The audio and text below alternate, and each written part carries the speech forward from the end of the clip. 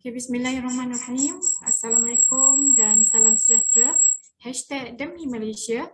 Bertemu kembali kita dalam slot dialog anjuran Kluster Kerjaya I-League KBS. Terima kasih kepada tuan-tuan di luar sana yang sedang menonton. Pastikan anda kekal setia bersama dengan kami dan jangan lupa untuk like dan share banyak-banyak bersama-sama kepada rakan-rakan dan juga saudara-saudari anda di luar. Supaya apa? Supaya ilmu yang bermanfaat ini akan dikongsi bersama. Okey, tuan-tuan dan puan-puan, dalam kehidupan seharian kita ini, kita tidak terlepas daripada pelbagai masalah. Mungkin masalahnya datang daripada keluarga, mungkin masalah daripada tempat pekerjaan, ataupun akibat COVID ini kita mengalami kehilangan orang tersayang akibat penyakit COVID-19. Dan ada juga di kalangan kita daripada usahawan kecil maupun yang besar telah mengalami kerugian dalam perniagaan beliau. Dan ada pula di kalangan usahawan sendiri yang hilang punca pendapatan yang menyebabkan mereka sukar untuk menampung hidup dan juga sukar untuk menyara keluarga. Dan ini menyebabkan kemerosotan dalam kehidupan mereka dan berlaku kemerosotan dalam kesihatan mental. Dan juga ada di kalangan kita yang mengambil jalan mudah untuk melepaskan rasa kemurungan, rasa stres yang melampau ini yang membawa kepada mental yang koyak. Dan ada juga di kalangan kita, masyarakat kita hari ini yang mengambil keputusan untuk bunuh diri sebagai jalan penyelesaian. Dan ada juga di kalangan kita ini akibat stres yang melampau telah dijangkiti ataupun telah menyebabkan berlakunya penyakit serangan jantung dan membawa kepada kematian. So, jadi tapi hari ini kita akan bincangkan bertabahlah, jangan sampai koyak. Dan untuk itu kita akan menjemput yang berusaha, Profesor Madya Dr. Huzili bin Husin yang merupakan Ketua Pusat Kecemerlangan Inovasi dan Kelestarian Sosial Universiti Malaysia Perlis. Assalamualaikum Doktor. Apa khabar? Alhamdulillah, apa khabar? Alhamdulillah. Lia, apa khabar? Baik, Alhamdulillah. Boleh dengar suara saya? Dengar, Alhamdulillah. Alhamdulillah. Susah benar untuk dapatkan jadual doktor sebenarnya kan, bukan calon-calon orang juga. Okey, tuan-tuan dan puan-puan, ini saya bacakan sedikit latar belakang mengenai Dr. Huzili. Beliau merupakan pensyarah bidang psikologi kaunseling di Fakulti Sains Gunaan dan Kemanusiaan. Dr. Huzili ini pernah memegang jawatan dekan selama 10 tahun dan bidang kepakaran beliau ialah psikologi kaunseling. Manakala kepakaran subbidang ialah cognitive behavioral therapy intervention. Beliau juga merupakan kaunselor berdaftar dengan Lembaga Kaunselor Malaysia dan selepas dianugerahkan ijazah doktor falsafah daripada Universiti Sains Malaysia, beliau telah menjalankan banyak kajian berkaitan dengan isu-isu psikologi, kaunseling dan juga berperanan sebagai salah seorang panel penggubal garis panduan pencegahan penyalahgunaan dadah, substans dan alkohol peringkat Kementerian Pengajian Tinggi. Dan selain daripada membentangkan kertas kerja di persidangan, doktor juga telah menghasilkan 2 buah buku yang bertajuk Bukan Payah Nak Hidup dan satu lagi Terasa Tetapi Tak Berbisa. Mungkin tuan-tuan di luar sana boleh dapatkan buku tersebut. Dan selain itu juga beliau merupakan editor dan panel reviewer bagi beberapa buah buku. Beliau merupakan panel reviewer untuk jurnal dalam dan luar negara seperti Journal on Leadership and Policy daripada Institut Pemikiran Dr. Mahathir UM, Asia Pacific Research Journal, Far East South East Asia Center, the International Research Journal of Arts and Humanities, Faculty of Arts, University of Sindh, Pakistan. Doktor sampai ke overseas maksudnya antarabangsa lah, peringkat antarabangsa dan beberapa universiti lain lagi lah. Dan untuk pengetahuan semua juga, beliau juga pernah dijemput untuk mengendalikan latihan dan bengkel motivasi dan kaunseling bagi jabatan kerajaan dan juga swasta. Malah pernah dipilih oleh Lembaga Tabung Haji Malaysia sebagai kaunselor jemaah Haji Malaysia. Hasil sumbangan daripada kecemerlangan dan aktiviti kemasyarakatan, Dr. Huzili ini telah dianugerahkan darjah dianugerahkan darjah kebesaran Ahli Mahkota Perlis dan pingat Mahkota Perlis oleh Kebawah Duli Yang Maha Mulia Raja Perlis serta pingat Komisioner Jeneral Penjara Kelas Kedua oleh Jabatan Penjara Malaysia.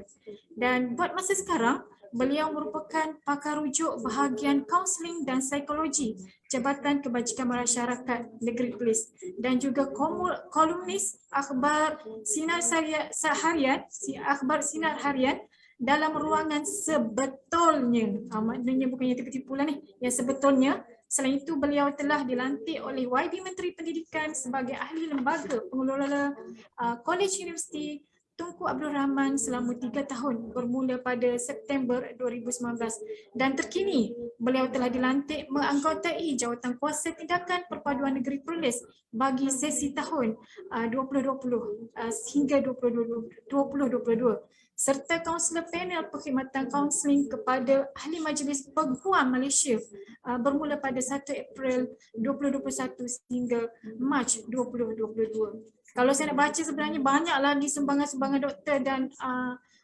anugerah-anugerah yang doktor dapat ya. Cukuplah. Okey, baik doktor, merujuk kepada tajuk yang kita pada hari ini, bertabahlah, janganlah sampai koyak. Dia umpama satu ayat memujuk kepada semua yang mendengar di sini. Jadi boleh doktor kupas apa yang dimaksudkan dengan bertabahlah. Orang tengah COVID ni, orang tengah stres, macam mana nak bertabah tu? Okey, silakan doktor. Okey, terima kasih Lia kerana sudi bersama saya petang ni. Sebelum saya nak share slide saya untuk nak lebih detail apa yang saya nak cakapkan pada petang ni, sebenarnya saya nak maklumkan, nak berkongsi perasaan sedih. Sebab sekarang saya boleh katakan bahawa Malaysia ni sedang bersedih. Malaysia ni sedang bersedih. Ini yang saya nak tulis artikel saya pada hari Sabtu ni lah. Jadi saya sedang menggarap tulis ni dalam ruangan kolom ni saya. Jadi insyaAllah saya akan tulis tajuk ni, iaitu Malaysia sedang bersedih. Jadi bila Malaysia sedang bersedih ni, cuba bayangkan kita hari-hari mati dalam 200, 100 lebih, 200 lebih orang setiap hari kan. Ya, betul. Macam kita dalam keadaan perang. Bukan setakat mana kita ada kematian, bukan setakat mana kita ada ramai yang sakit, yang masuk hospital, yang dalam keadaan uzur, tetapi seperti mana Lia katakan tadi, tetapi ekonomi pun merosot, lepas tu orang hilang pendapatan, orang hilang banyak benda. Jadi maknanya kita bersedih semua. Sedih dari segi perasaan, sedih dari segi jiwa, sedih daripada tekanan kerja, sedih kerana kita kurang duit untuk nak menguruskan keluarga. Jadi oleh kerana itu, persoalannya sekarang dalam keadaan kita bersedih ni, macam mana kita nak bertabah? Macam mana kita nak supaya kita tak jadi koyak? Itu persoalannya. Jadi saya cubalah dalam masa 1 jam ini untuk menjelaskan hal demikian. Sambil-sambil itu Cik Lia bolehlah mencelah untuk nak tanya-tanya soalan dan sebagainya. Kerana maklumlah kadang-kadang bila saya bercakap ni kadang-kadang lupa diri pula. Jadi kita ni tak sedar dengan masa dan sebagainya. Saya cubalah untuk nak cuba untuk nak bercakap dalam tempoh masa yang ditetapkan. Cuma gini je. Saya harap para pendengar ataupun yang mendengar live FB Perlis, live FB daripada Institut ID ini. Jadi saya harap supaya menjadi panduan dan iktibar. Ada orang tanya saya, dia kata apa gunanya, ni senang je cakap, dia kata. Tapi masalah bila kena kat kita, kita rasa macam mana? Gini macam ni Lia, saya cakap mudahnya. Setiap orang ni ada ujian masing-masing, kita tak tahu. Setiap orang ini ada ujian masing-masing. Dan kadang-kadang bila kita menerima ujian tersebut, kita rasakan bahawa ujian kita lah paling berat. Tetapi ada orang itu, ujian dia tidak seperti mana ujian kita, tapi bagi dia paling berat bagi dia. Sebab itu Tuhan menguji kita dalam keadaan yang sesuai dengan kita. Mengikut kapasiti kita. Kita kena faham tu dulu. Kadang-kadang kita rasa orang-orang tak kisahkan kita pun kerana kita menghadapi masalah. Kadang-kadang kita rasa macam kita tak ada apa pun nilai pun sebab kita nampak orang lain bahagia, naik kereta besar, ada rumah besar, ada anak-anak, nampak bahagia. Betul ke dia bahagia? Kita tak tahu. Mungkin dia menanggung penyakit-penyakit kronik, kita tak tahu. Mungkin menanggung masalah-masalah anak, kita tak tahu. Mungkin dia menanggung perkara-perkara lain, kita tak tahu. Jadi kesemua itu, jangan kita bandingkan bahawa masalah dia ni ringan, masalah aku ni berat. Jangan fikir macam tu. Yang paling penting sekali ialah masalah ni sama je. Bagi Allah Ta'ala, bila dia uji seseorang itu, dia akan berat rasa dengan keadaan dia, tetapi mungkin orang lain rasa ringan dengan ujian tersebut, tapi bagi dirinya berat. Ada orang dia pula, dia rasa macam, alah, masalah kau ringan je, masalah aku lagi berat. Bukan kira macam tu. Sebab itu, bila kita kira masalah, sama saja. Cuma bezanya adalah bentuk masalah, cuma bezanya siapa yang kena masalah itu, cuma bezanya masa dia terlibat dengan masalah itu bezanya. Dan bezanya adalah bagaimana dia nak menangani masalah itu. Jadi hari ini, kita ni pelbagai. Jadi kalau tuan-tuan tanya saya, oh sedaplah bercakap, bahawasanya begini. Tuan-tuan dan puan-puan sekalian tak tahu saya ada masalah apa.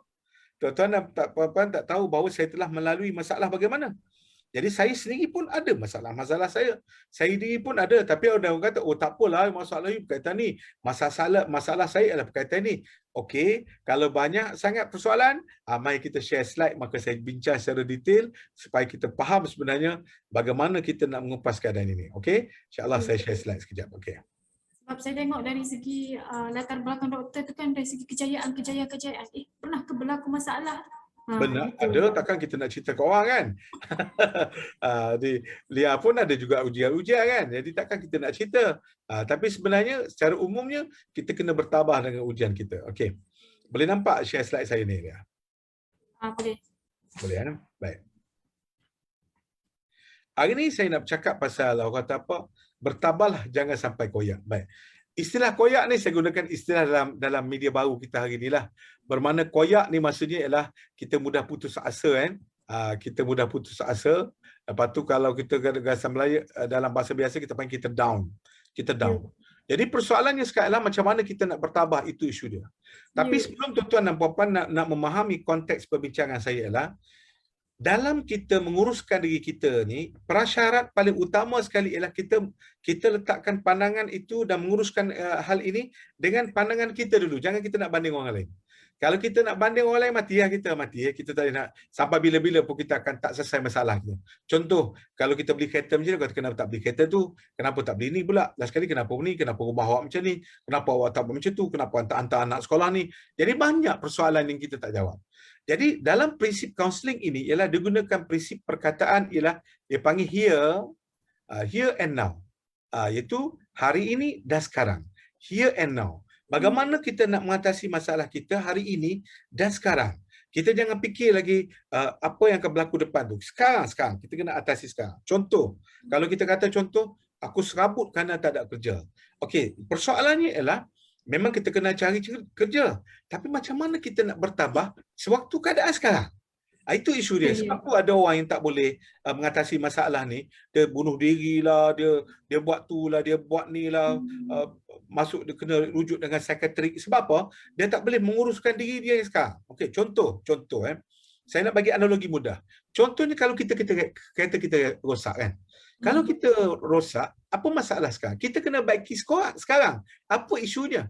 Kalau masalah tayar bocor, kita selesaikan masalah tayar tu bocor dulu. Bukan kata nak tukar rim sport lah, bukan nak tukar komponen lain, ataupun nak tukar rim lagi, nak tukar tu lagi, nak tukar. Bukan soal itu. Nak tukar skru lagi, bukan. Soalnya kena tampal dulu tayar dulu. Soal tu macam mana nak selesai. Samalah dengan contoh enjin. Kalau misalnya kata contoh kita ada masalah dengan enjin kereta itu, kita tengok, oh ada kesalahan, ada masalah di situ. Maka kita kena baiki dulu kereta tu. Kena selesaikan tempat itu dulu. Bukan soal lepas ni nak fikir nak beli kereta apa. Lepas ni aku nak tolak dah kereta ni, aku tak nak pakai dah kereta tu. Itu sekunder. Itu masalah sekunder. Masalah sekarang ialah macam mana kita nak settle diri kita dalam keadaan sekarang. Contoh, kalau sekarang, macam kita serabut, macam mana kita nak handle dalam keadaan kita serabut? Kita tak ada duit, kita tak ada kerja. Kita hilang orang kematian. Kita hilang orang tersayang dengan kematian. Macam mana kita nak handle sekarang? Sebab itulah ramai dalam kalangan kita, bila dikatakan keadaan macam itu, dia mengalami krisis. Okey, bila dia mengalami krisis, macam mana dia nak mengalami krisis itu dalam keadaan sekarang? Yang lepas tu kita kira lain. Okey. Oleh kerana itu, Lia, sebenarnya tengok pakcik ni. Saya suka tengok gambar pakcik ni. Saya selalu ulang mana-mana saya cakap, saya tengok pakcik ni. Ingat pakcik ni tak stres ke? Oi, dia stres. Kalau kita kira dengan kerja daripada muda sampai tua. Tetapi kenapa pakcik ni boleh masih lagi senyum? Walaupun pakcik ni kalau kita kira dia bukan ada harta, dia bukan ada banyak wang kata contoh dengan cara kerja macam ni. Tetapi sebenarnya pakcik ini boleh menerima dirinya dalam kapasiti dia. Dalam kapasiti maksudnya dalam keupayaan dia. Jadi sebab itulah kadang-kadang kalau kata macam tu kita tidak adil lah. Adakah kebahagiaan itu atau untuk orang kaya saja? Adakah kebahagiaan itu untuk orang yang senang saja? Adakah kebahagiaan itu tidak layak untuk orang-orang seperti pakcik ini? Adakah kebahagiaan itu tidak layak untuk orang-orang miskin dekat kampung? Jadi persoalannya sekarang adalah kita kena tenang dulu. Itu persoalannya. Kalau kita tak tenang, kita jadi panik liar, maka menyebabkan kita tak nak buat apa-apa. Sebab tu dalam keadaan sekarang, jangan koyak. Jangan koyak dulu. Kalau kita koyak, apa berlaku? Nak tampal balik susah liar. Sebab tu saya kata jangan koyak. Jadi kalau kertas kita tengok koyak. Nak tampal kertas yang koyak pun payah. Nak tampal kertas yang koyak pun lagi masalah. Lagi masalah kalau kita koyak lagi, koyak lagi, koyak lagi. Lagi masalah. Jadi sekarang, kalau hati koyak macam mana? Kalau hati jadi serpih macam mana? Kalau minda jadi koyak macam mana? Sedangkan hati dan perasaan ini, yang mana Allah Ta'ala jadikan ini, hati kita, dan juga minda yang Allah Ta'ala jadikan ini cukup jelas. Supaya kita rasional, supaya kita matang, supaya pada ketika itu tersebut, jangan buat keputusan yang pelik hingga kita koyakkan diri kita. Sebab lepas ni akan ada penamat dia. Malaysia sekarang sedang bersedih. Kalau kita katakan bahawa, ya, aku sedang Malaysia sedang bersedih sebab orang itu, sebab orang ini, sebab jadi payah. Payah kita nak bercakap macam tu. Sebab kita melihat sudut pandangan orang lain. Kita melihat sudut pandangan luar yang luas, yang bukan dalam kawalan kita. Maka persoalan penting ialah kita kena kawal dulu. Bagaimana kita nak kawal? Kawal diri kita dulu. Supaya kita tenang, tarik nafas panjang-panjang. Kita tahu dah dugaan kita tak ada kerja lama. Kadang-kadang ada orang tulia tinggal telur saja dalam peti sejuk. Betul, nak bagi makan anak lagi. Dah tak ada kerja, gaji dulu ribu-ribu, sekarang tak ada kerja. Memang betul. Dan kita tahu bahawa kerajaan telah menolong. Beritahu je. Sekarang kita kata ada bendera putih lah apa semua. Tak apa, tak kisah, pergilah jumpa.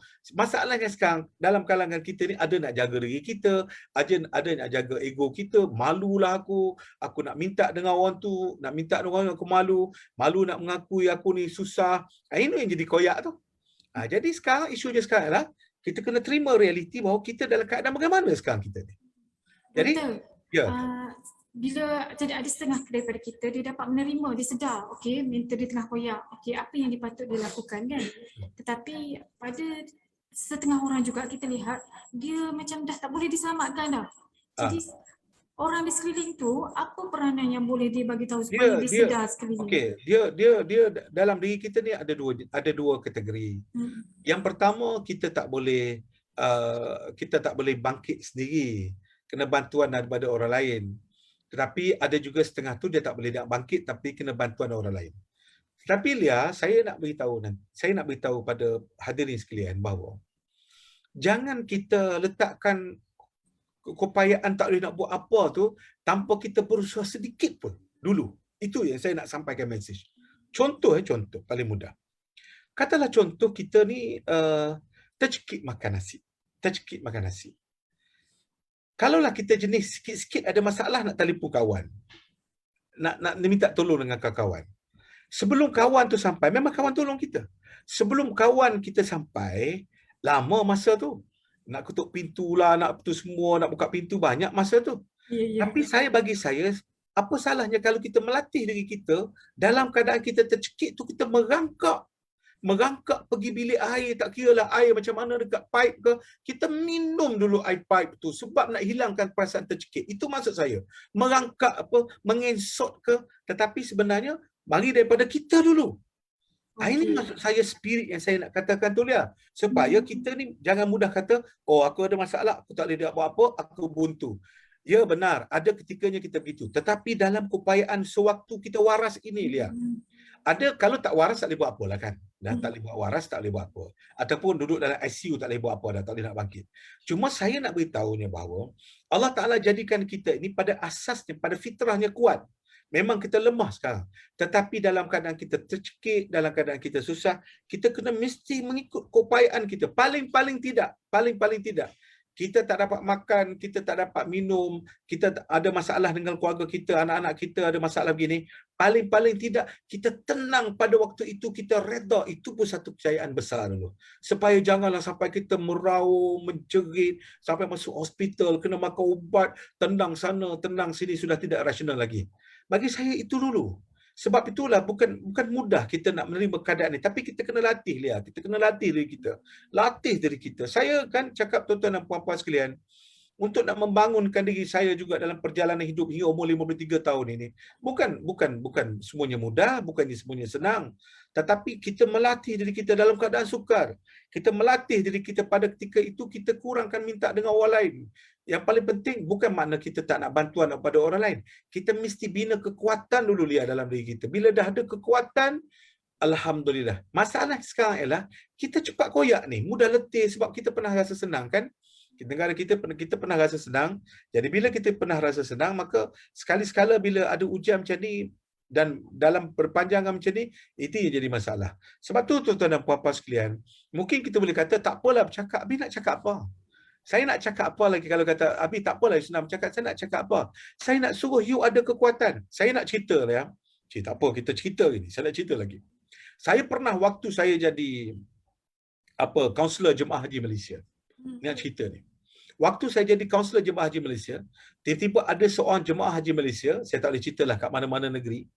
Dia ni tiba-tiba lepas saja sembahyang Zuhur dekat di Madinah di Masjid Nabawi, dia sampai pagi lepas dia pergi sembahyang Zuhur. Lepas tu bila sampai dekat hotel tu, dia rebah dekat hotel tu. Bila dia rebah kat hotel, maka orang pun pergi buat hospital, buat rawatan. Maka dia dapati dia menghadapi masalah buah pinggang dan kena buat hemodialisis. Okey. Persoalannya, lelaki ini tak pernah sakit, lelaki ini tak pernah orang kata apa sakit yang kronik. Dia tak percaya dengan apa yang telah berlaku pada dirinya, maka dia tak percaya. Bila dia tak percaya, dia kata, bawa balik saya Malaysia. Tak pernah sabar, dia kata. Ini doktor tak betul, saya tak pernah sakit ni. Ini saja doktor buat macam ni. Saya tak pernah sabar, saya tak logik. Saya tak pernah ada masalah buah pinggang. Kenapa saya nak kena hemodialisis? Macam dia tak boleh terima. Lepas tu akhirnya, saya dipanggil oleh pihak pengurusan tabung haji untuk memberi kaunseling pada dia. Kemudian, saya cepat-cepat pergi. Tabung haji buat pergi. Masa tu dah petang dah masuk malam. Dan lagi lambat dia sign untuk buat kebenaran untuk nak buat hemodialisis, maka lagi masalah tentang badan dia. Okey, bila saya pergi tu, saya pakai bajulah tabung haji semua saya pergi, maka bila saya jumpa dia kata apa? Oh, dia kata inilah orang tabung haji ni, tak reti-reti, tak faham-faham lagi nak jumpa. Saya nak balik, dia kata. Saya nak balik, tak faham apa. Bini dia duduk melangit di sebelah dia. Saya Maksudnya cakap apa? mental dia dah koyak lah tu. Mental koyak. Jadi saya nak cerita you bahawa, ni saya nak cerita apa yang saya buat. Saya kata, abang, saya sebenarnya, terpaksalah saya cakap lain sikit supaya dia tak marah-marah kan. Bang, saya sebenarnya bukan datang untuk nak jumpa abang secara personally, walaupun itu tujuannya, tapi cara kita memujuk dia. Saya dekat sini dah. Sambil-sambil saya duduk raung-raung, tengok-tengok saya sakit ni, saya duduk sini dah. Maka saya cakap dia. Lepas tu lama-lama saya cakap ke dia bahawa saya kata hidup kita ini, mati ni semua mati, ada orang mati aksiden, ada orang mati kita bukan masalah bila kita sign borang ini, bukan masalah kita nak hidup atau nak mati, itu bukan soalnya. Tapi abang datang ini kerana abang datang nak mengerjakan haji, nak suruh sihat. Semoga Allah Ta'ala dengan hasbab ini, dengan ikhtiar kita ini, abang dapat macam ni. Cuba tengok kak dekat sebelah tu, kata. Tengok kak dekat sebelah tu. Kak tu sebelah tu, tujuan ialah untuk supaya abang bawa kak tu, isteri tu supaya mengerjakan ibadat haji dengan sempurna. Takkan abang tak nak tengok isteri kita buat macam ni? You tahu tak, dengan saya cakap macam ni, dengan tak ada harapan macam ni, akhirnya sekali duk marah-marah kat saya, dia setuju sign borang tersebut, dan akhirnya dia kata apa kat saya? Dalam keadaan koyak tu, dia kata apa kat saya? Terima kasih kerana beri semangat pada saya. Dia kata, Encik, dia panggil saya Encik. Encik telah menaikkan semangat saya daripada 0 kepada 50%, dia kata. 50%, Cik. Terima kasih. Kerana saya telah cakap kat dia, kita nak selesai sekarang, bukan depan. Bukan depan nanti, kita nak selesai sekarang. Maka saya kata, sekarang kita nak selesai. Nanti lambat lagi masalah. Soal mati serah pada Allah Ta'ala. Saya pun mungkin mati besok. Lusa, kakak tu mungkin mati. Semua orang mati tiap hari. Cuba tengok dekat solat jenazah. Tadi sembahyang Zuhur tadi. Semua orang mati. Tiap hari dia mati. Mesti ada punca sebab dia. Tapi kita nak ikhtiar. Lepas tu bila saya cakap macam tu, dia kata, Cik telah berjaya mengubah persepsi saya hingga naik semangat 50%. Lepas tu yang shocknya, bukan yang shock, maksudnya yang rasa saya rasa gembira sikit bila dia kata apa? Encik, dia kata, pada ketika itu dia kata, encik, dia kata, boleh tak datang lagi besok selepas saya buat prosedur ini supaya semangat saya naik lagi 50%. Dan saya kata, yes, saya akan datang pagi besok. Apa berlaku, Lia? Oleh kerana dah lambat buat, maka tiba-tiba subuh tu saya telah terima panggilan dalam jam 3 pagi, dia telah meninggal dunia. Dia telah meninggal dunia kerana lambat buat keputusan. Tadilah sudah masuk kuman dalam badan dia sebagainya. Jadi besok saya pergi juga, tapi saya pergi bagi kaunseling kepada isteri dia. Baik, mesej yang saya nak sampaikan di sini adalah kita bukan fikir masalah mati ke, susah ke, payah. Kita bukan fikir bahawasanya lepas ni nak buat apa, kemudian sebelum apa isu. Kita fikir sekarang, tahu dia. Jadi masalah sekarang ialah kita sedang bersedih. Malaysia sedang bersedih. Pihak kerajaan, pihak NGO telah berusaha bermati-matian untuk nak membantu kita. Jadi sekarang program hari ini yang iLead buat ini ialah supaya sampai kepada peribadi masing-masing, diri masing-masing, macam mana kita nak bertahan supaya jadi kuat, Lia, dalam keadaan susah ni. Ya, Ini betul. penting. Itu tujuan saya nak sampaikan semangat pada tuan-tuan dan puan-puan sekalian. Kena bertabah, jangan koyak. Kena bertabah, jangan koyak. Jangan sampai kerana anak-anak kita jadi susah kerana koyaknya hati kita. Jangan sampai kerana anak-anak kita hilang bergantung di mana tempatnya nak bergantung kerana bapa sudah tidak semangat untuk hidup. Mak sudah tidak ada semangat untuk hidup. Di mana anak-anak kita nak bergantung? Ini intipati yang saya nak sampaikan hari ini, Lia.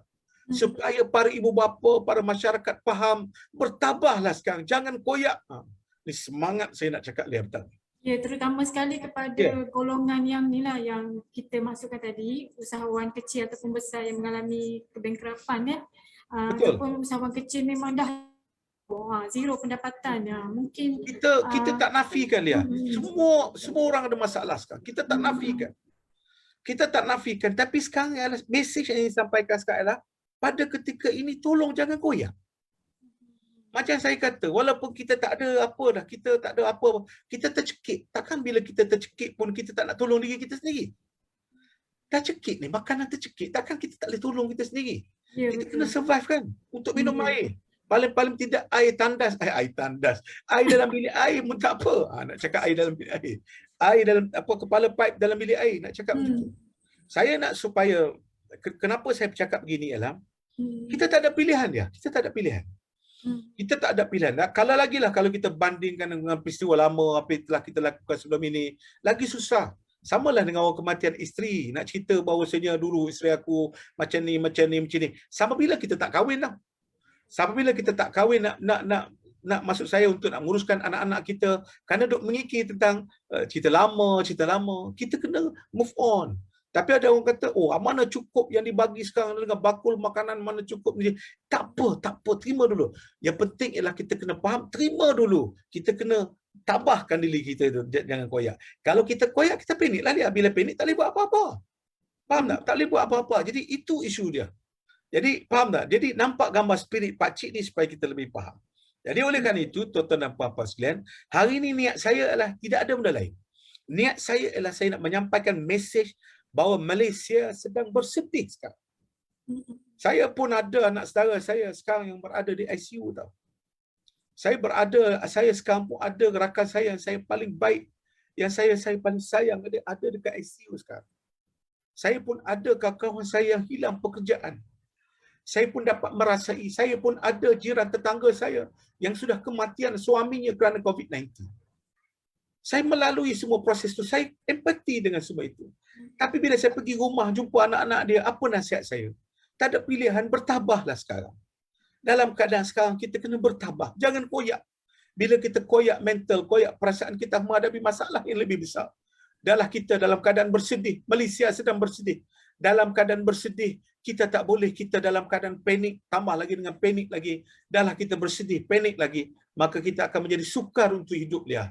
Bila kita sukar untuk hidup, kita jadi mental, kita koyak, apa berlaku? Dahlah di hospital sekarang ada ramai sakit COVID, kat 170,000 kes aktif. Bagaimana pula kita nak rawat dekat ward psikiatrik pula? Bagaimana anak-anak hilang tempat bergantung kita? Bagaimana isteri yang putus harapan tengok suami yang sudah putus harapan, yang sudah tidak ada semangat untuk hidup. Bagaimana ibu tunggal yang sudah tidak ada semangat untuk hidup. Anak-anak kita macam mana yang tak tahu apa-apa ini. Jadi bermakna dengan kata lain, kita tidak ada pilihan. Kita mesti bertabah, jangan koyak. Ini nak jelaskan begitu.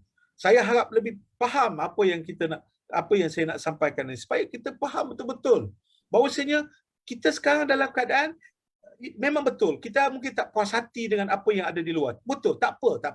Tapi yang tu kemudian. Sekarang fokus pada kita dulu. Jangan koyak, tau Lia. Jangan koyak. Kalau kita koyak, kita ada masalah. Saya pesan kat Huzili pun kalau ada masalah, jangan koyak Huzili. Jangan koyak Lia, ada masalah. Contohlah, ada seorang tu nama Liana, bukan Liani. Nama dia Liana lah contoh. Bukan Liani, Liana. Putus cinta ke apa semua kan. Lepas tu hari nak berkahwin, lepas tu tiba-tiba lelaki tu sepatut datang untuk akad nikah tapi tak datang, bawa dengan girlfriend lama dia pergi lari sana lagi sini. Jadi kita koyak. Lepas tu kerana kita koyak waktu tak jadi akad nikah tu, masuk dalam perigi terjun. Boy. Jadi maknanya dalam keadaan demikian, kita sudah tak boleh nak buat apa waktu tu, maka kita rasa itu pilihan terbaik. No. Saya nak cakap tuan-tuan, tuan-tuan dan puan-puan sekalian, dalam keadaan apa sekalipun, sekarang rakyat Malaysia sangat prihatin. Kita akan bantu dalam apa jua cara pun. Cuma saya membantu dari segi untuk menguatkan emosi dan minda tuan-tuan dan puan-puan sekalian. Atas kapasiti Allah Ta'ala berikan ilmu pada saya. Saya nak kongsikan perkara ini pada masyarakat. Supaya masyarakat faham, okey, sekarang aku kena tabah. Okey, sekarang aku kena buat macam ni. Aku tak boleh koyak. Macam tu keadaan dia, Lian. Jadi kalau tak, kita akan menghadapi masalah. Sebab tu bila pihak ILIT tanya saya apa tajuk yang sesuai, saya kata ini tajuk dia. Isunya sekarang ialah orang cepat koyak ni. Cepat koyak ni, mudah sensitif ni. Mudah rasa kalah ni, mudah rasa nak mundur diri. Jadi kita perlu bertabah kan. Okey. Samalah dengan ni. Hari ni saya nak bercakap tuan-tuan dan puan-puan sekalian tentang kita dari segi secara umumnya, kita hidup ni sebenarnya kita kena faham tentang dia panggil rangka kehidupan kita. Baik. Saya tahu yang dengar ceramah saya ni pelbagai, perkongsian saya ni pelbagai. Ada Islam dengan bukan Islam. Tapi kita ni oleh kerana rukun negara ini, yang pertama dia panggil kepercayaan kepada Tuhan. Kita percaya kepada Tuhan. Saya percaya bahawa semua rakyat Malaysia ni, hampir lebih kurang 90% lebih kita percaya kepada Tuhan. Itu rukun negara kita pertama.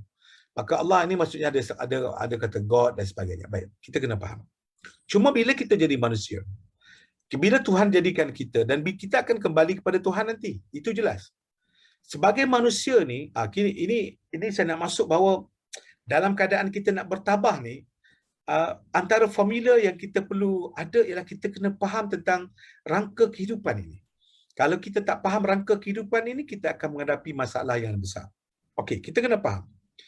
Visi besar dalam hidup kita ialah kita nak capai kebahagiaan di dunia dan juga kebahagiaan di akhirat bila kita mati besok untuk dapat keredaan Allah. Bila kita nak dapat bila kita nak dapat kebahagiaan di dunia ini, kita mesti nak pelbagai dalam dunia ni. Kita nak kemudahan kita nak keselesaan kita nak rasa tenang, kita nak rasa bahagia. Yang saya kata tadi, jangan koyak. So maknanya semua itu kita kena usaha. Samalah seperti kita berusaha untuk memperkuatkan diri kita. Kita kena usaha. Ada orang kan dulu, yalah ada orang dia perkuatkan diri minta bacaan. Minta ada orang alim ulama tolong doa kat dia. Itu cara dia. Ada orang dulu kalau tengah kampung-kampung dia minta air penawar, air yang bacaan doa. Ada orang tu minta bomoh tu lah, bomoh ni lah. Cara untuk nak memperkuatkan diri dia. Ada orang macam tu, ada macam ni. Tetapi semua tu usaha kan. Jadi bagi saya ialah hari ni pun usaha. Usaha kita nak menyebarkan ilmu supaya rakyat sekalian faham, masyarakat sekalian faham bahawa kita nak dapatkan kemudahan dan keselesaan ini, mesti kita kena usaha. Dan rangka kerja ini bukan pun saya cipta, bukan. Ini saya ambil daripada rujukan-rujukan saya. Jadi kalau orang tanya ni Encik buat kat mana, tak, bukan. Dalam perkongsian ilmu ni saya banyak merujuk. Saya kena cakap bahawa ni rujukan-rujukan saya, maka saya tengok, wah bagus ini, framework yang baik, maka saya kongsi. Semoga dapat pahala lah kepada mereka yang buat framework ini. Jadi saya ambil dia daripada internet, daripada website, lepas tu saya ambil dan berkongsi. Jadi semoga Allah Ta'ala memberi pahala kepada mereka yang buat framework ini kan. Jadi cuma saya ni tolong kongsi je. Saya tolong kongsi.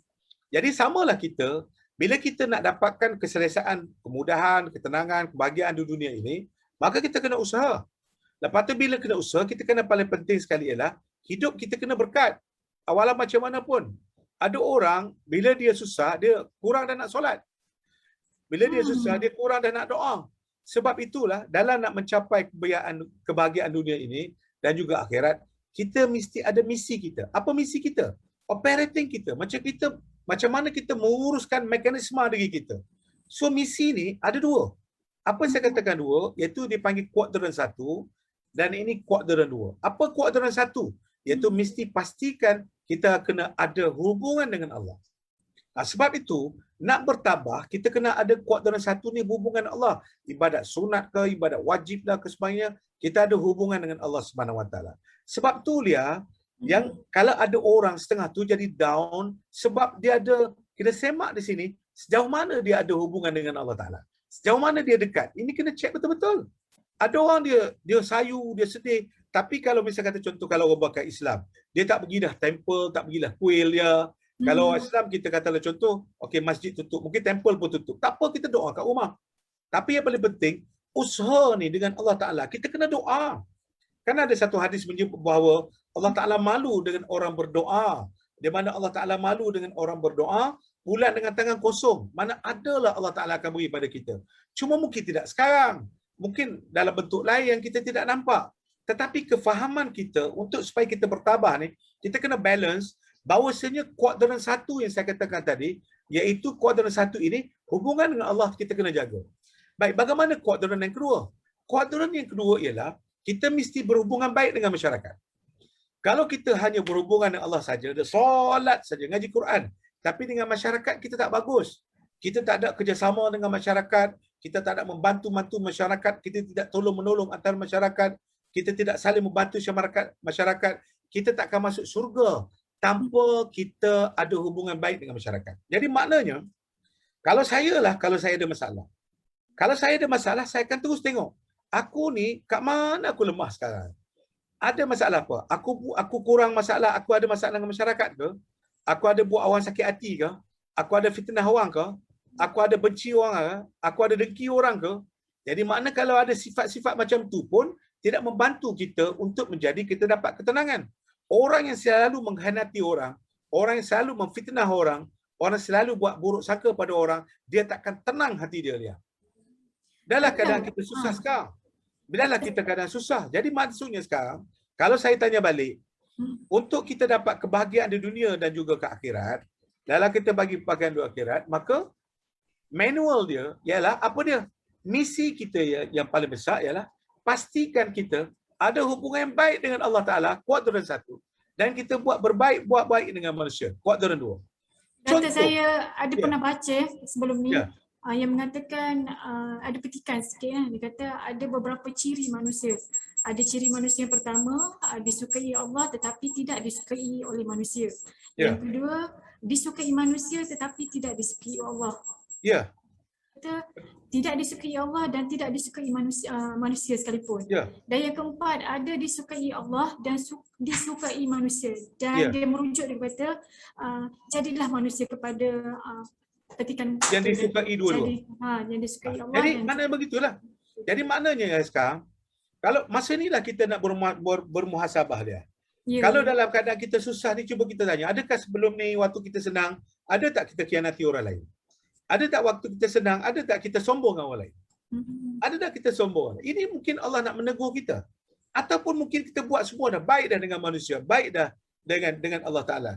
Tetapi biasanya kalau kita buat baik manusia, kalau kita susah, manusia lain akan datang tolong kita. Saya 2 hari lepas, saya buat baca Yasin untuk sahabat saya, suami dia kena COVID-19. Pagi tadi, dah dapat berita suami dia meninggal jam 2 pagi. Saya nak cerita dia bahawa dia cakap kat saya masa kita buat Google Meet baca Yasin untuk suami dia. Dia kata apa? Dia kata kat kawan saya dalam grup tu, dia kata ni kawan-kawan grup masa kami sekolah dululah, masa SPM. Dia kata apa? Dia kata Ruzili, dia kata barangkali lah suami saya selalu buat baik dengan orang. Sekarang bila saya kuarantin ni tak boleh keluar rumah, suami pula berada dekat ward ni. Saya tak tahu siapa yang datang bagi makanan kat saya. Buka je pintu ada makanan. Buka pintu ada makanan. Ada pakaian lah, ada itulah, ada ini. Nak ceritanya bahawa kalau kita berada dalam keadaan kita buat baik dengan orang, selama dulu, kini dan selamanya, kita buat baik dengan orang, iaitu kuadran nombor 2 ini. Kemudian kita selalu jaga amalan kita dengan Allah Subhanahu Wa Taala. Tak kiralah bukan Muslim ke, kita selalu jaga. Kita akan yakin bahawasanya hak mana Allah Taala beri pada kita ini, yang penting kita reda, kita menerima, akhirnya akan ada pembelaannya. Akan ada pembelaannya. Sebab tu saya kata, bila kita tidak ada jalan lagi untuk nak menguruskan negara kita dalam keadaan bersedih ini, usaha dah telah buat macam-macam, kita perlukan campur tangan ilahi. Kita perlukan campur tangan ilahi ataupun divine intervention sekarang. Kita perlu campur tangan daripada Tuhan. Maknanya kalau orang Kristian, dia kena doa banyak-banyak dekat gereja dia supaya Tuhan mencampuri urusan dunia ini, memberhentikan keadaan sukat ini. Begitu juga orang India dengan orang Cina, orang Islam kita, cara kita dengan bangun malam tunjuk, lepas baca Quran dengan zikir kita. Sebab apa? Sebab sekarang ialah kita dah usaha macam-macam dah dia. Usaha pelbagai dah. Kerajaan kita pun dah buat macam-macam dengan vaksinnya berbilion ringgit dah habis. Tapi sekarang ialah kita nak baiki diri kita ni tujuan dia. Sebab itulah bagi saya, kalau kita nak salahkan orang lain, sedap tau lihat. Sebab mulut ni kan, dia tak perlu ada insurans nak kata kat orang ni. Tak perlu ada insurans. Kita nak kata apa pun katalah, tak ada masalah. Tapi yang paling penting sekali ialah kita jaga diri kita. Sebab kalau kita nak menghadap nanti pun Allah Ta'ala tak tanya kawan-kawan. Tak panggil dengan kawan-kawan. Mana kawan-kawan you ni yang hebat dengan you dulu? Ni kita sebut, ni nama kawan saya, nama Lia, nama Syafi'i, nama tu, nama dia. Tak. Kita menghadap Allah seorang-seorang. Tak ada. So dengan itu, bagi saya, bila diberi kesempatan untuk saya bercakap ni, saya nak supaya kita memahami bahawa rakyat Malaysia sekarang perlu nak jaga kita sekarang. Jaga emosi kita, jaga minda kita supaya kita tenang. Bila kita tenang dan kita pernah buat baik dengan orang, kita akan jadi okey lah dia. Itu je. Jadi asas ni adalah, kalau dulu kita ada masalah dengan orang lain, maka orang lain pun tak nak dekat dengan kita. Kita dulu, waktu kita pegang jawatan dulu, macam meniaga dulu, katalah contoh, waktu kita meniaga dulu, Allah mak, kita nak bagi lebih sikit pun tak mau tau. Betul. Saya ingat dulu ada seorang peniaga ayam ni. Ada seorang tu susah je. Dia nak minta kurang 50 sen je. Maka tokek ayam tu dia kata tak bagi, tak boleh. Saya meniaga, dia kata 50 sen ni banyak. Saya kata tak apa, saya bayar. Dan saya bayar kepada hak beli ayam tu dengan ayam-ayamnya sekali. You tahu apa berlaku Lia? Saya tak masuk kedai pakcik tu sekarang dah lebih pada 15 tahun tau Lia. Saya tak masuk kedai pakcik. Saya tidak akan menyokong peniaga-peniaga yang mana mereka tidak ada hati, tidak ada rasa sedikit pun sifat rendah diri untuk membantu orang lain. 15 tahun Lia saya tak pergi kedai dia. Banyak lagi kedai-kedai ayam lain. Saya nak beritahu. Sebab apa? Bagi saya ialah sewaktu kita meniaga, kita berada dalam keadaan begitu, bila Allah Ta'ala uji, barulah kita meronta-ronta minta dengan ujian. Itu bagi yang kes macam ni lah. Tapi ada yang lebih baik lagi, ada yang sedekah, ada itu ujian lah. Tak ada masalah. Tapi bagi saya nak bercakap umum, waktu ini kita buat self-correction. Waktu ini kita nak supaya diri kita berada dalam keadaan yang mana kita rasa macam, oh, aku ada silap apa dulu kan, yang menyebabkan jadi macam ni. Oh, tak apa. Masa tak doktor apa. buat masa sekarang lah, tempoh PKP ni, mereka perlu audit balik apa yang mereka betul, lakukan betul sebelum dia. ni lah. Sangat betul. Sebab sekarang ialah bab orang nak bantu kita satu hal. Bab kerajaan tentang polisi satu hal. Bab kita tak dapat kerja dan sedang mencari kerja satu hal. Tetapi audit diri ni paling penting. Sebab tu kita takkan boleh bertabah dan kita takkan boleh tenang selagi kita tidak mengaudit diri kita. Kan? Jadi itu yang paling penting. Selagi kita tak audit diri kita, kita akan jadi masalah macam tu lah. Sebab tu Lia, kita pentingnya berada dalam keadaan begini. Baik, saya nak tanya ada berapa minit lagi saya ni sebab nampak syok nak bercakap ni. Sebab saya tengok dah nak pukul 4 ni. Saya okey je. Macam saya mana? rasa kita boleh lanjutlah sampai pukul 4.30. Boleh Kalau Ursia kata okey, saya tak ada masalah. Saya okey je. Saya free hari ni.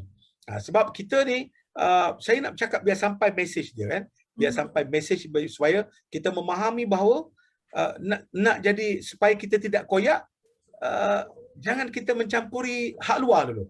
Maksudnya, oh dia tak kisahkan aku, oh dia tak jaga aku, oh dia ni tu, oh dia pengkhianat hati aku, oh bawa aku tahu perangai dia macam ni. Kalau macam tu, kita jadi masalah. Sebab kita bergantung perasaan pada dia. Tapi sekarang ialah kita kata tak apalah. Lepas ni lah. Kalau saya kan, oh lepas ni lah. Masa aku senang dulu, aku tolong kau, tapi bila aku susah, kau tak tolong pun aku. Tak apalah. Jangan koyak, tak apalah. Lepas ni kita kena lain. Doktor, saya tertarik dengan cerita doktor tadi kan berkaitan dengan orang yang berniaga perlu ada tindak, maksudnya semasa kena menolong bila orang memerlukan kan. Maksud contoh yang situasi doktor yang sebutkan tadi itulah. Kalau setakat 50% boleh membantu orang tu lebih baik, apa salahnya kan? Tetapi mungkin bagi para peniaga, dia merasakan walaupun itu 50% sahaja, tetapi dia punya pemikiran adalah sebagai peniaga, dia perlu memastikan tahap keuntungan bagi diri dia adalah di tahap optimum. So bagaimana nak meneutralkan supaya mereka faham berkaitan dengan yang doktor bagi tahu tadi? Dia begini dia, tak semua orang minta kurang. Tak semua orang minta kurang, tak semua. Kita boleh beza waktu orang minta tu, kita boleh beza kelas saya nak minta. Bukan bermakna kita bagi semua. Tak ada minta bagi dah, tak ada minta bagi dah, mana nak untung kalau macam tu. Tapi tak semua orang minta. Waktu tu saya nak beritahu Lia bahawa ada orang minta. Boleh tak? Sebab tu ada orang kan, ada setengah peniaga ni yang baik hati, yang beriman ni. Bila ada orang pergi, banyak dah kawan buat social eksperimen kan. Bila pergi, dia kata saya lapar lah makcik, saya tak makan daripada pagi tadi. Kalau nak ikut untung, makcik tak bagi. Nak bagi makan mi kuah, mi sup, kalau tengok modal sekali dengan air, RM7, katalah contoh. Tapi dia ada orang bagi free pun, makan. Sebab itulah konsep memberi ini adalah amat penting. Hak meniaga-meniaga. Cubalah kita amalkan konsep ini, jangan fikir duit saja. Janganlah kita fikir bahawa lepas 1 jadi 2, lepas 2 jadi 3, lepas 3 jadi 4, tak. Tuhan gandakan 1 itu menjadi 10 kali ganda. Sehingga 700 kali ganda. Okey, maksudnya dia kena faham konsep kita kena memberi faham. dan ganjaran di sebalik memberi. Betul. Sebab tu bagi saya hari ini, saya nak cakap dengan tuan-tuan dan puan-puan sekalian ialah, ya kita diuji. Dengan keadaan macam ni, kita betul-betul diuji. Memang kita ada tak puas hatilah dengan dasar itu ada. Betul. Tapi kalau kita tak puas hati dalam keadaan macam tu, jadi kita pula tidak ada kekuatan untuk nak menguruskan diri kita pula, maka akhirnya yang ni mempercepatkan diri kita jadi koyak tu. Hak luar pun jadi masalah, hak dalam pun tak kuat, maka kita jadi cepat koyak lah. Bila jadi koyak, bila otak dah terbakar, ya Allah, Lia. Bila otak dah terbakar, dah jam, kita tak boleh buat apa lepas ni, time COVID dah habis, nak berniaga pun tak boleh dah. Duduk rawat dekat hospital, duduk makan ubat psikiatrik, duduk makan ubat nak tenangkan diri. Pasal apa? Kerana kita tak kawal diri kita waktu kita susah. Saya kadang-kadang saya terfikir juga, saya kata, ya Allah Akbar. Walaupun kadang kita susah ni, ramai NGO yang tulis dalam Facebook, sekiranya tuan ada masalah, kontak saya. Bagus sebenarnya rakyat Malaysia ini. Bagus. Tapi kalau cuba bayangkan dekat Palestin, dekat Syria, dekat tu sekarang, mereka tidak makan susah bom. Mereka kena bom, nak hidup pun payah, nak pergi solat pun payah, nak hidup keadaan sukar. Bagaimana mereka selepas kena bom, pergi balik rumah dia waktu Ramadan, makan hak mana adanya. Pernah pakcik tu cerita tak ada makanan, dia rebus rumput makan bagi anak-anak dia. Jadi maknanya nak cerita bahawa mereka lagi teruk keadaan dia sekarang. Cuma kita sekarang kita tak senang ya. Bukanlah kita kata susah sampai kita teruk sangat. Sebab bagi saya, beritahu je. Awak susah, beritahu je. Ada juga kata bahawasanya setakat bakul makanan ini, buat apa? Janganlah cakap macam tu. Terimalah dulu. Yang mana satu daripada tak dapat makan. Ada orang makan dengan garam je nasi, yang duduk pedalaman mungkin tak tahu. Sebenarnya kita jangan macam tu. Konsep syukur, beritahu kepada siapa-siapa yang nak beritahu. Kadang-kadang ada jabatan agama, jabatan tu, jabatan ini yang menguruskan ini mungkin terlepas pandang ada. Mereka pun tak ramai pegawai-pegawai dia. Tapi kena beritahu, maklum je. Ini kadang-kadang kita marah, di mana badan zakat ni? Di mana jabatan agama ni? Kenapa Ya, tak betul. turun? Mereka dah buat, kita tak tahu kerja dia. Pegawai dia kita tak tahu, turun. Kadang-kadang tak balik rumah, turun, pergi sana, pergi sini. Tapi kadang-kadang maknalah, adalah kadang-kadang terlepas pandang. Jangan kita mudah menghukum dengan pihak-pihak mereka yang telah buat kerja yang cukup banyak. Kita sekarang, kita ni sebenarnya rawat diri. Rawat diri sekarang.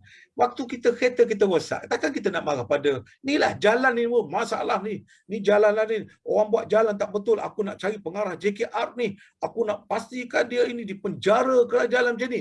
Ni pula ni kerana kali air lah pula ni. Ini adalah kerana ni pula. Habis macam mana cerita?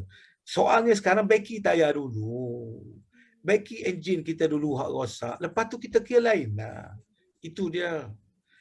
Ataupun cermin pecah. Siapa yang lempar batu ni, cermin pecah ni sepanjang. Aku nak cari siapa lempar batu.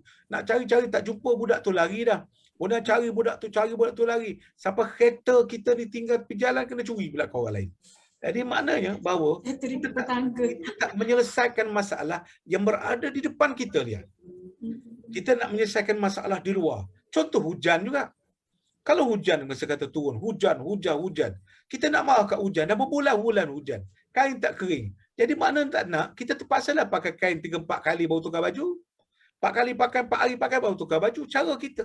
Maksudnya selesai masalah sekarang. Selesai masalah di sini dan sekarang. Itu bukan masalah kita nak membiak-biakkan masalah kita, membesar-besar masalah kita pada orang lain.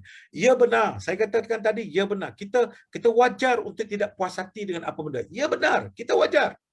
Saya pun ada tak puas hati dengan itu ini. Wajar. Kita wajar. Tetapi selesaikan masalah ni sekarang dulu. Masalah kita dulu selesaikan.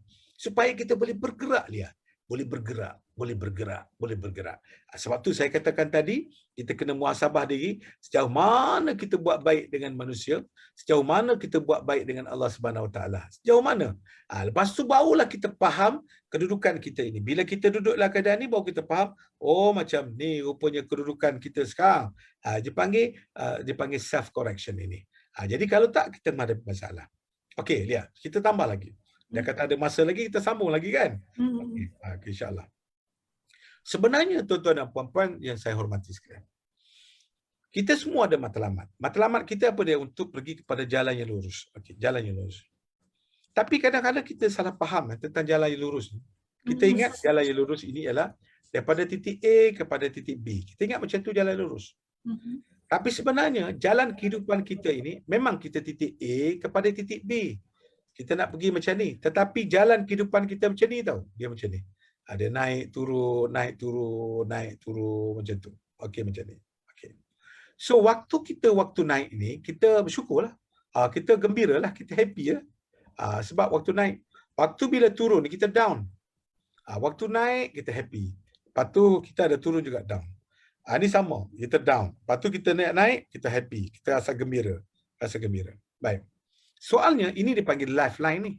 Ini dipanggil garis kehidupan kita ini. Iaitu naik dan turun. Baik. Tuan-tuan perasan betul tidak? Kadang-kadang bila kita pergi hospital, bila kita tengok monitor yang monitor jantung kita tu kan, ataupun nadi kita kan, kalau tengok monitor tu, dia akan keluar macam ni. Maksudnya ada lagi lah hayat tu. Itu maksudnya hayat tu. Tapi bila pergi straight mati, kita telah mati. So, itu yang jalan lurus tu kan? Itu maksudnya kehidupan kita ini bukan straight line. Kalau straight line maknanya kita ni mati tau. Kita sama taraf dengan batu. Kita sama taraf dengan batu-batu tepi jalan. Kita sama taraf dengan benda-benda yang tak bergerak, benda-benda yang statik, sama aja. Tapi maksudnya, manusia ini dalam tubuh badan kita pun ada naik turun maksud saya kita kan. Kita manusia ini kita tidak statik. Kalau kita straight line bermakna kita statik. Tuhan tak jadikan kita statik. Kalau statik maksudnya kita mati, kita seperti batu, mati, tak bergerak. Jadi kita freeze, kita ni freeze. Kita ni tak bergerak. Tapi kita manusia ini, kita bukan batu. Kita manusia ini statik. Sebab tu Allah Ta'ala jadikan kita ini macam ni. Naik turun. So soalnya sekarang, waktu kita happy, okeylah, tak ada masalah. Tapi waktu kita down, ini. Waktu kita down ini, kita perlukan satu mekanisme. Kita perlukan satu mekanisme ataupun satu kaedah. Bagaimana waktu kita down, kita nak maintain kita. Jadi sekarang kita sedang down ni. Jadi Ya, bila kita betul. sedang down ini, macam mana kita nak supaya ada satu keupayaan, satu momentum untuk kita naik ke atas. Itu penting. Tapi kalau kita rasa bila kita down ini, maka diri kita dah tak kuat. Lepas tu kita mula salahkan orang lain. Salah itu, salah ini. Engkau lah menyebabkan macam ni. Engkau lah macam ni, macam ni. Engkau macam ni. Jadi payahlah. Sebab tu dia panggil kawalan diri ni penting. Kawalan dalaman. Itu sebab tu kita ni hebat kerana dalaman diri kita tahu. Dalaman kita. Sebab tu dalaman kita hebat kerana tadilah saya kata apa? Kenapa kita hebat dalaman kita? Kerana kuadran tadi saya kata. Ini kuadran dia. Nombor satu pun dia, hubungan kita baik dengan Allah Ta'ala. Yang kedua, kita menjaga kebaikan kita dengan manusia. Jaga itu je.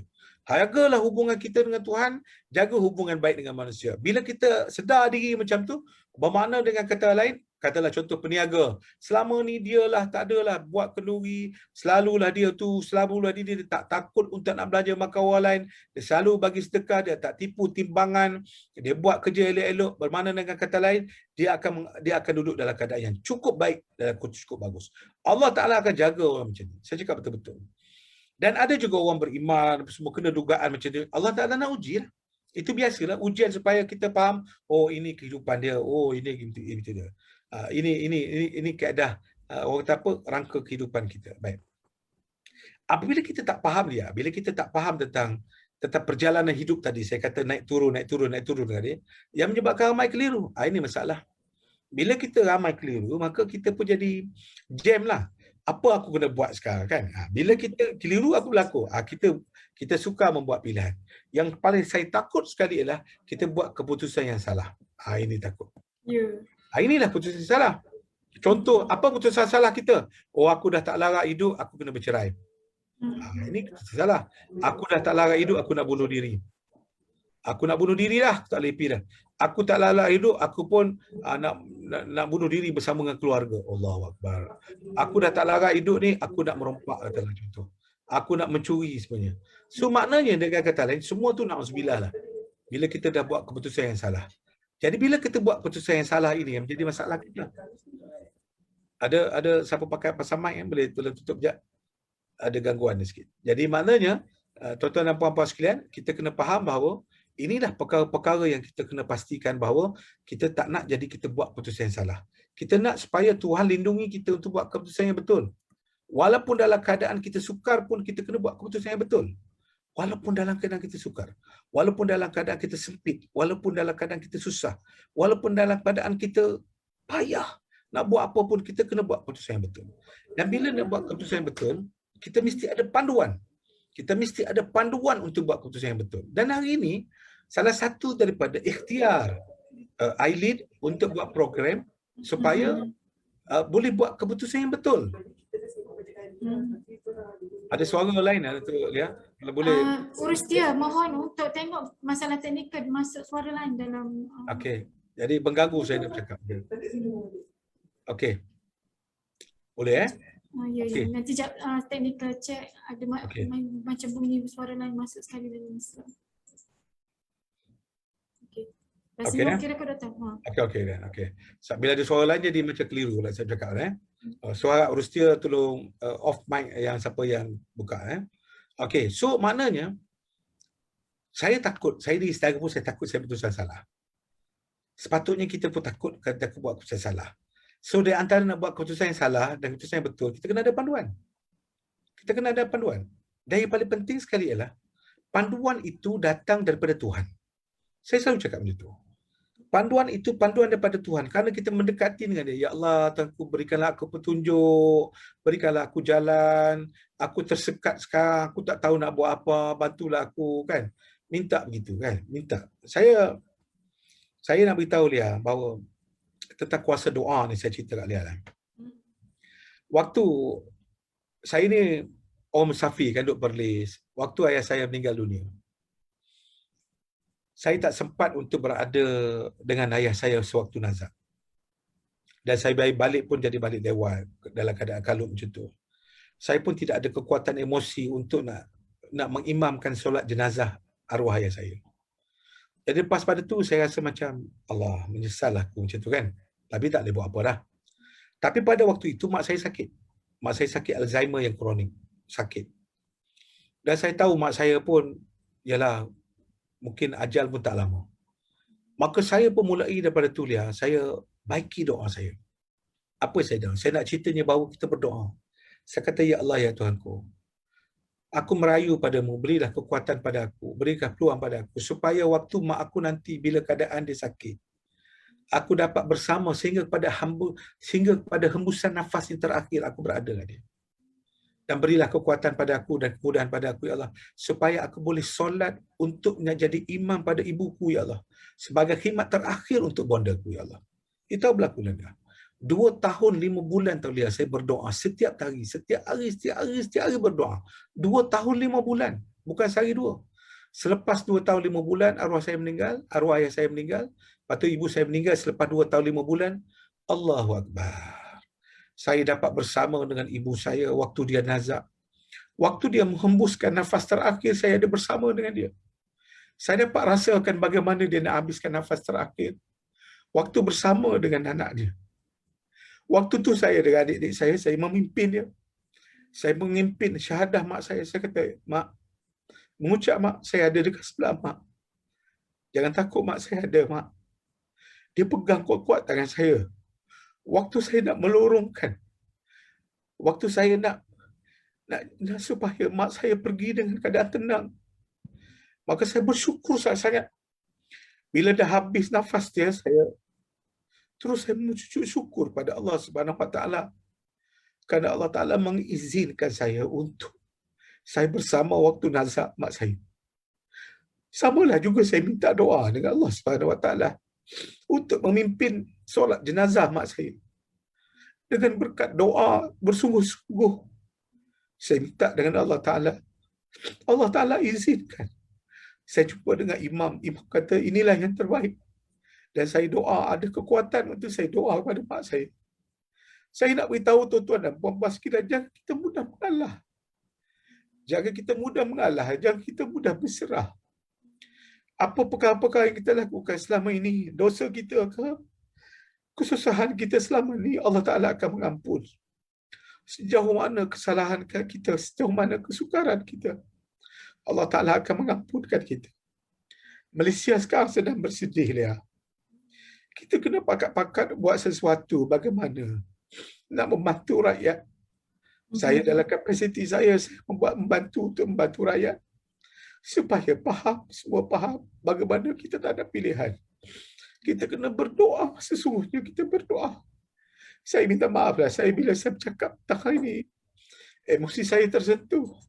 Sebab apa? Sebab ramai yang berputus asa untuk berdoa. Ramai yang berputus asa untuk berdoa. Jangan begitu. Jangan mudah kalah. Kita perlukan rakyat kita yang kuat. Kita perlukan rakyat Malaysia kita yang kuat. Kita perlu anda. Anda adalah merupakan penggerak negara nanti. Kita tahu rakyat yang mati ni kita kerugian yang banyak. Kerugian sumber. Siapa nak rakyat ramai mati? Siapa nak? Allah Ta'ala menguji kita. Tak perlulah kita salah siapa-siapa, walaupun kita ada tak puas hati kat mana-mana pun tak perlu. Yang paling penting ialah, yang paling penting kita muhasabah diri. Saya pun selalu berdoa setiap hari supaya Allah Ta'ala mengangkat penyakit ini yang mana tak pernah lagi kita berlaku dalam keadaan macam ni. Tak pernah lagi dalam sejarah hidup kita dunia ni. Dah beratus-ratus tahun kita tak jadi macam ni. Jadi oleh kerana itulah kita jangan letakkan alasan yang cukup besar untuk kita tak memohon dengan Allah Ta'ala. Bagi saya, kita dah ikhtiar macam-macam dah. Kita dah buat macam-macam dah. Tunggu masa sekarang. Kita perlu ada campur tangan daripada Allah itu sebenarnya. Kita minta Allah Ta'ala mencampuri urusan kita. Sebab itu dalam doa kita katakan, Ya Allah, janganlah kau biarkan sedikit pun aku menguruskan diri aku sendiri dalam urusannya. Biarlah segala urusan itu datang daripada urusan Allah Subhanahu Wa Ta'ala. Begitu. Jadi maknanya dengan kata lain, bila kita bersungguh-sungguh dia, kita susah, kita bersungguh-sungguh, ada anak yang perlu makan. Kita dulu biasa hidup senang. Tapi sekarang Allah Ta'ala uji kita. Tak ada cara lain. Sekarang kita minta campur tangan Allah Subhanahu Wa Ta'ala. Campur tangan Allah. Bila nak minta campur tangan Allah, kita semua kena sepakat dan semua kena sekata. Marilah kita, semua bangsa, semua agama, mintalah pertolongan mengikut kepercayaan masing-masing. Mintalah pertolongan masing-masing. Merayulah, angkatlah. Allah Ta'ala akan mengangkat semua doa anda. Allah Ta'ala akan mengangkat semua doa anda. Sebab apa? Sebab ini je cara kita nak pastikan kita hidup dalam keadaan supaya kita tenang, supaya kita bertabah, supaya kita tidak koyak. Jadi maknanya tuan-tuan dan puan-puan sekalian, inilah keadaan yang paling besar yang perlu kita hadapi sekarang. Ada apa yang nak tambah? Minta maaf lah, saya tak ada Doktor, emosi. saya Ya. perkongsian doktor tu menyentuh perasaan saya juga sebenarnya. Dan kita tengok daripada komen di FB pun dia kata, Masya Allah beratnya saya rasa ujian doktor itu. Dan terima kasih kerana doktor terbuka hari ini berkongsi berkaitan dengan situasi doktor yang telah berlaku dulu lah. Okey, silakan doktor, kita sambung lagi sikit. Kita ada masa lagi dalam tempoh 15 minit lagi. Silakan. Ya. Sebab tu tuan-tuan dan puan-puan sekalian, bila saya nak skip lah ni, bila saya nak cakap tuan-tuan sekalian, bila kita sudah tidak boleh bertabah, bila kita berfikir macam-macam, maka kita akan jadi stres. Ini yang kita nak cakap tentang kesihatan mental kita. Stres kita ni, kalau ikut bahasa Latin, maksudnya adalah tegang. Kita jadi tegang. Ya. Sebenarnya kita ada, sebab tu kita kata kenapalah aku jadi terik orat, kenapalah aku jadi jam cramp. Sebab tu bila kita sebut stres ini sebenarnya, stres itu maksudnya adalah sebagai satu petanda ataupun amaran. Kita kena faham. Dalam hidup kita ni, bila kita dah tak boleh nak kawal diri kita ini, kita jadi macam Allah Ta'ala berikan kita petanda dan amaran bahawasanya, oi, kamu dah stres sangat dah tu, kamu dah terlalu kecewa sangat tu.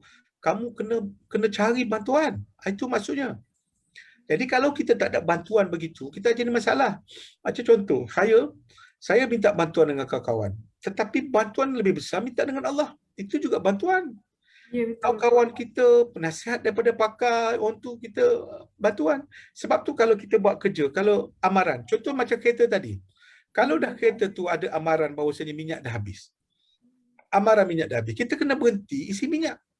Samalah juga kereta tu, kalau amaran tu brek dah rosak. Kita kena berhenti untuk baiki brek. Kalau kita teruskan perjalanan juga, kereta tu jadi rosak. Sebab tu saya nak beritahu tuan dan puan-puan sekalian bahawa stres ini adalah Allah Ta'ala bagi pada kita supaya menjadikan pada amaran pada kita supaya kita tak jadi teruk lagi. Sebab tu kalau Lia buat kerja ke apa semacam, kalau rasa macam dah stres, rasa nak muntah, sebagainya, rasa dah tak boleh pergi dah, kena makan Panadol, berhentilah dulu, kerja tak habis. Sebab apa? Yang paling betul, kena berhenti lah sekali. Takkanlah bos kita nak minta juga laporan kita dekat ward secretary. Dia tak minta dah laporan tu pada kita. Sebab tu dalam stres ni ada yang baik. Ada yang baik maksudnya ialah stres ini membantu kita untuk kita bergerak dengan lebih cergas. Oh, dengan adanya aku tak ada duit ni, aku jadi ada ilham untuk nak buat kerja dengan lebih bagus. Aku ada idea lebih besar. Sebab tu ada setengah pakar psikologi kata, dia kata stres ini kadang-kadang menjadi sumber kepada motivasi kita. Oh, abah, anak nak makan, aku stres dengan anak nak makan, maka kita kerja kuat lagi, kita ikhtiar lagi. Maksudnya begitu. Tetapi yang menjadi masalah kita ialah kalau kita tak dapat nak kawal stres kita ini dalam keadaan jangka masa panjang. Kita duduk fikir dia anak menangis, kita fikir setiap hari fikir. Ada satu kes dia, kawan tu lepas solat, bila lepas dia solat, dia terus menjerit. Tendang meja, tendang kursi, masuk wad. Ini cerita betul. Kerana dia terlalu stres. Jadi bila terlalu stres, dia tak boleh nak kontrol lah. Okay. Jadi, apa petanda dia? Ini nak bagi tahu, nak kongsi pada tuan-tuan dan puan sekalian lah. Kalau kita rasa macam kurang boleh bernafas dah, dada jadi ketat, sakit kepala, mulut jadi kering, pencernaan tak bagus, rasa loya, lepas tu rasa senak perut, macam-macam. Makna dengan kata lain, patut suka berpeluh banyak. Dengan kata lain, kita kena jumpa pakar dah tu. Ataupun kita kena stop dulu sekejap, kita kerja kita tu. Kita kena cari ruang. Ini tanda. Tuhan dah bagi tanda dah. Ada simptom-simptom dia. Simptom dia. So kalau kita dalam keadaan kita susah, hidup, tak ada kerja semuanya, ada tanda-tanda macam ni. Kita kena cari pakar, cari panduan, minta pandangan ustaz ke, pandangan kawan-kawan, ataupun lagi gigih berdoa. Berdoa lagi sebab ada tanda tu. Okey, itu tanda dari segi fizikal kita. Bagaimana tanda dari segi psikologikal kita? Kita tak boleh nak buat keputusan yang baik, lepas tu konsentrasi kita jadi hilang, lepas tu memori kita makin turun, lepas tu kita ada kita banyak pemikiran-pemikiran beracun, pemikiran-pemikiran negatif. Jadi kita duk salah orang tu. Salah orang. Maka akibatnya dalam keadaan begitu, bila salah orang, apa berlaku? Maka kita tak sempatlah untuk nak rujuk diri kita, kan? Dia apa-apa pun macam kereta tadilah. Bila rosak kata pun accident. Yalah betul lah. Salah dia lah langgar kereta kita, tapi kita kena terima hakikat bahawa ada benda yang kita boleh kawal, ada benda yang kita tak boleh kawal. COVID-19 ni bukan dalam kawalan kita tau. Bukan dalam kawalan kita. Sama dengan accident. Kita dah parking kereta elok-elok, orang langgar lagi. Nak macam mana? Saya banyak kali kena tu, doktor. Kan. Jadi tahu tak apa. Jadi maknanya kita kena terimalah. Jangan kita jadi prolong. Prolong ni maksudnya dalam jangka masa panjang. Jangka masa panjang duk fikir je. Jadi masalah. Macam contoh, siapa langgar kereta aku, aku tak puas hati, aku tak mati. Dah sekali setahun duk fikir siapa langgar kereta aku. Setahun. Akhir saja sikit jiwa lah dia. Bila duk fikir-fikir macam tu, tak payahlah fikir, payahlah. Allah Ta'ala yang menghukum orang macam tu kan. Mudah macam tu. Sama dengan emotional system. Tanda-tanda emosi kita. Cepat marah, putus harapan, mula syak orang lain. Lepas tu mula harga diri jadi rendah. Lepas tu confident kurang. Kita rasa putus dah tidak ada harapan lagi. Betul. Dah tak ada boleh buat apa. Sebab apa? Bila kita dah jadi tak boleh nak kontrol lagi. Sebab tu jadi kita marah. So hari ni, program kita hari ni, siapa yang mendengar ni, share pada orang lain. Rawat macam mana pun rawat dulu.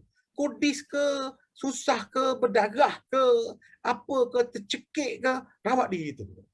Doktor, daripada doktor bincangkan tadi tu, maksudnya saya boleh ringkaskanlah simptom ni ada pelbagai jenis. Sama ada daripada emosional, daripada psikologi dan sebagainya lah kan. Dan kepada para penonton di luar sana, ingin saya bagi tahu kita telah pinkan borang penilaian dan juga borang kehadiran bersekali. Anda boleh tengok di ruangan komen yang telah diletakkan oleh Urustia bersama-sama membantu maklum balas kepada pihak ILID. Terima kasih, silakan. Tengok doktor, mungkin kita ada diam tempoh 10 minit lagi. Mungkin ada doktor nak rangkumkan semua sekali apa yang topik yang kita bincangkan ini mengarah kepada mana dan akhirnya kita nak capai apa tujuan kepada para penonton di seluar sana. Silakan doktor.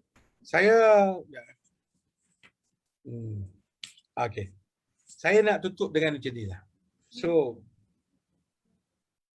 happiness is a choice. Pilihan kita. Setiap hari kita buat pilihan. So, macam kawan ni, dia pilih untuk sedih. Kawan ni pilih untuk gembira. Dia pun ada masalah juga. Warna baju pink ni, dia pun sama juga ada masalah. Kenapa kita nak melihat kesedihan? Kenapa kita tak tonjolkan kegembiraan? Macam saya katakan tadi, saya selalu cakap, adakah bila kita sakit, bila kita berada dekat ward, lama-lama kita di hospital, kita tak boleh gembira? Betul. Sebab tu jadi sakit lagi bertambah tu. Sebab kita tak gembira. Dia tahu tak saya, ni kerja saya kan, waktu arwah saya sakit tu waktu hospital, arwah saya ni selalu masuk hospital. Saya kan bila saya tunggu arwah saya sakit ni, saya kan suka bercakap. Maka saya bagilah tazkirah kepada pesakit-pesakit daripada hujung katil sana, hujung katil sini, malam-malam, tahu tak? Itu sebenarnya saya bagi nasihat tu. Untuk memberi dari segi nasihat lah. Saya kata apa? Ayah, arwah saya cakap, abah, ayah, saya kata. Walaupun dalam ayah sakit ni, ayah boleh gembira. Dia kata nak gembira. Macam mana sakit? Dia kata saya.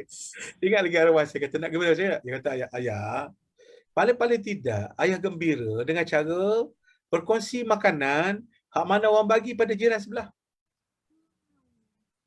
Ayah gembira, paling-paling tidak, dia tak ada tisu, boleh bagi tisu. Betul. Ayah gembira, paling-paling tidak, ada orang bagi ziarah ayah awak sakit, lepas tu ada duit, lepas tu jumpa budak-budak kecil datang, walaupun tengok orang lain, ayah bagi duit. Saya kata, oh ya juga Maksudnya pelbagai cara sebenarnya kalau bila kemahuan memberi kita dalam kapasiti kita. Saya kata dalam kapasiti kita, dalam keupayaan kita, kita gembira. Takkan ada orang salah faham, bergembira ni waktu dia senang. Baik, nyatakan saya, bila senang? Ada orang senang dengan duit tapi susah dengan anak tu dia. Betul ada. Ah, Ada juga ujian dia ada macam tu orang kan. senang dengan duit tapi susah dengan anak. Hmm. Ada orang itu apa duit tak ada. Lepas tu ada juga orang tu rezeki datang kot lain. Betul. Jadi kita ingat senang ni rumah besar, Ya. anak-anak berjaya. Tak, kadang-kadang kita ini menjadi rujukan pada orang lain. Kadang-kadang kita boleh beri nasihat pada orang lain. Macam hari ni bila bila Aileen minta saya bercakap, saya kata okeylah, saya ada sebab pagi tadi penuh meeting saya, maksudnya saya tak bertemu dengan kerja hakiki saya kata okey, alhamdulillah, tak ada masalah. Jadi sebab tu saya bersudi untuk bersama dengan tuan-tuan dan puan-puan sekalian. Niat saya satu je, Lia, ialah untuk supaya saya sampaikan mesej ni pada masyarakat di luar bahawa kita ni ada pilihan. Kita nak pilih nak masuk dalam keadaan kita jadi teruk ke, kita nak pilih masuk kita dalam keadaan kita jadi masalah. Sebab tu bagi saya tak apa, kita ada pilihan. Kita nak buat apa? Kita ada pilihan. Kita pilih untuk berada dalam keadaan masalah ke, kita pilih berada dalam keadaan tidak masalah. Jadi kita nak pilih dalam keadaan sedih ke gembira? Kan? Jadi sebab itulah sama juga kadang-kadang kita ni selalu nak banding orang lain kot luar. Kita nampak kita isi apa pokok kita kecil, kita nak bandingkan orang lain pokok besar. Kita kecil je. Walanya Tuhan bagi banyak dekat kita. Kita tak nampak. Tuhan bagi kita ilmu, Tuhan bagi kita keupayaan, Tuhan bagi kita anak yang baik, syurga yang baik, banyak. Tapi kita nak banding juga dengan hal luar. Oh, aku rumah kecil, engkau rumah besar. Ini jadi masalah. So perbandingan inilah yang menyebabkan kita jadi tidak tabah dan kita jadi koyak. Ini masalahnya. So maknanya dengan kata lain, kita ada pilihan. Nak gembira pun nak sedih, ataupun kita nak bersedih, dan kita jangan buat bandingan orang lain. Tak adil kita nak buat bandingan orang lain. Okey, saya nak beritahu dalam Quran ada menyebut. Dia kata apa? Allah Taala jadikan buah-buahan ini sama warna, sama daunnya, tetapi berbeza rasa. Berbeza rasa. Cuba tengok beli buah limau. Sama tak rasa dia? Dalam satu kotak. 10. Kalau ada 20 biji limau, walaupun daunnya sama, color buahnya sama, warna kuning juga, tapi bila kita isi makan ada masam manis, ada manis sangat, ada rasa tawar. Sebab apa? Rasanya berbeza. Tak apa. Maka dalam keadaan begitu, kita pilih kita nak rasa macam mana. So kalau kita ni, kita sesuai dengan kehidupan masa manis, kita ada cara kita kehidupan kita. Sebab tu jangan buat perbandingan dalam keadaan kita sedang bersedih sekarang, dalam keadaan kita sukar sekarang, kita jangan buat perbandingan dengan orang lain, kita buat keputusan untuk diri kita sendiri. Dan yang paling penting sekali Lia, iaitu jangan putus asa untuk minta doa dengan Allah Subhanahu Wa Taala. Besarnya kuasa doa ini. Okey, saya rasa cukup dalam 4.5 tepat, saya berhenti pada okay. Terima kasih doktor di atas perkongsian itu tadi. Di sini saya ingin ringkaskan apa yang doktor telah sampaikan tadi pada saya yang saya fahamlah bahawasanya dari segi stres tu mungkin ada pada setiap orang, tetapi yang pastinya bagaimana kita untuk mengatasinya. Jadi dalam slot ini kita perlu kenal pasti tahap diri kita. Adakah stres tahap mana, dan selepas itu terima kenyataan itu dan akhirnya audit diri dan cari penyelesaian yang terbaik. Dan Betul. jangan lupa untuk fokus kepada dua perkara dalam hidup kita, iaitu membina hubungan dengan Allah dan satu lagi membina hubungan dengan manusia itu sendiri. Betul. Dan saya pernah tengok dalam YouTube berkaitan dengan motivasi juga doktor ya, yang menyatakan bahawa banyaknya masalah seseorang itu kita tak boleh jangka lah, dan kita sendiri pun mungkin ada masalah yang banyak, tetapi dia mengatakan bahawa selalunya kita akan berdoa kepada Allah, ya Allah sesungguhnya banyaknya besarnya masalah aku, tetapi bermula pada hari ini dia menyatakan bahawa tukarlah doa itu, wahai masalah aku mempunyai Allah yang maha besar, bukan kau yang besar. Betul. Ya. Terima kasih doktor di atas persudian. Sebenarnya kalau ikutkan ruangan sejam ini ataupun sejam lebih ini tak memadai apa yang doktor kongsikan. Dan banyak lagi momen-momen doktor yang cerita penuh perasaan itu yang menyentuh perasaan saya. Mungkin pendengar pun turut sama sekali merasainya kan. Jadi semoga apa yang disampaikan ini memberi manfaat kepada semua dan semoga ia memberi laluan pengembangan kepada diri supaya lebih positif pada masa akan datang. Dengan itu pihak saya daripada Aileen memohon maaf sekiranya ada kekurangan Dan dengan ini juga saya melafazkan wabillahi taufiq wa hidayah. Assalamualaikum warahmatullahi wabarakatuh dan jumpa lagi di slot akan datang. Sekian. Waalaikumsalam warahmatullahi wabarakatuh, insyaAllah. Semoga kita dikurniakan pahala yang banyak dalam InsyaAllah. menyebarkan ilmu ini, insyaAllah. Ya, insyaAllah. Terima kasih.